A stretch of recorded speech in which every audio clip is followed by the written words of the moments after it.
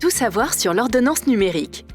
L'ordonnance numérique est un outil numérique permettant le partage fluide et sécurisé des données de prescription entre les professionnels de santé au bénéfice du patient.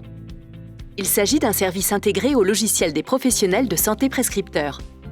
Il permet de générer l'ordonnance au format numérique en y apposant un QR code véhiculant un identifiant unique de prescription.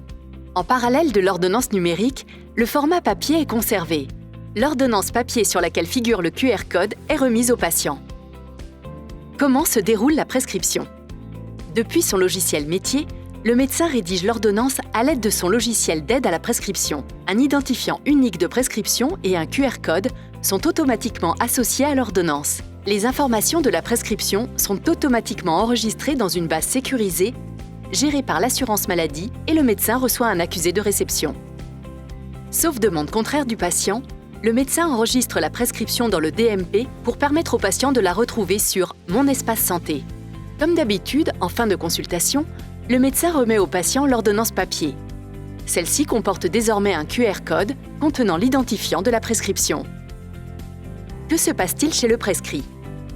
Le patient se rend chez le prescrit de son choix qui, en scannant le QR code de l'ordonnance, récupère les données de la prescription. Celles-ci sont directement intégrées dans son logiciel.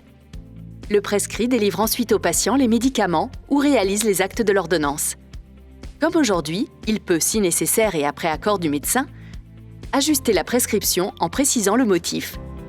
Via son logiciel, le prescrit transmet automatiquement les informations de délivrance ou d'exécution à l'assurance maladie. De son côté, le médecin peut consulter les médicaments délivrés ou actes réalisés en accord avec le patient. Si le prescrit n'est pas encore équipé d'un logiciel compatible pour lire le QR code, l'ordonnance numérique est traitée comme une ordonnance papier classique. Quels atouts? L'ordonnance numérique apporte de nombreux avantages. Elle permet de fluidifier et sécuriser les échanges entre médecins et professionnels de santé exécutant les prescriptions et d'améliorer le parcours de soins du patient. Échange facilité entre professionnels de santé.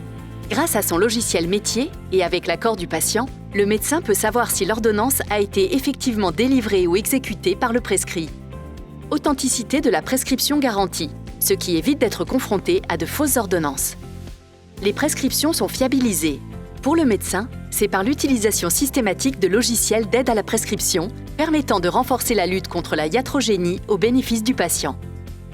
Accès simplifié aux ordonnances pour le patient via Mon espace santé, dès lors qu'elles sont déposées par le médecin dans le DMP. Simplification des démarches pour le prescrit, qui transmet automatiquement les informations de délivrance ou d'exécution à l'assurance maladie depuis son logiciel.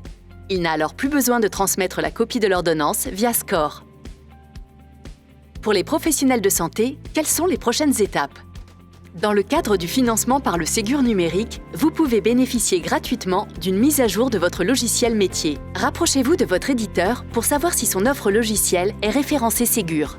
Vous avez jusqu'au 30 novembre 2022 médecin, 15 mars 2023 pharmacien pour passer commande auprès de votre éditeur et bénéficier d'un logiciel de gestion référencé Ségur pris en charge par l'État. Que vous soyez médecin ou pharmacien, votre éditeur doit avoir réalisé la mise à jour de votre logiciel avec le pack Ségur avant le 28 avril 2023. Expérimenté depuis 2019 sur 3 territoires, Maine-et-Loire, Saône-et-Loire et Val-de-Marne, et avec des retours très positifs, l'ordonnance numérique sera généralisée pour tous les professionnels de santé d'ici le 31 décembre 2024.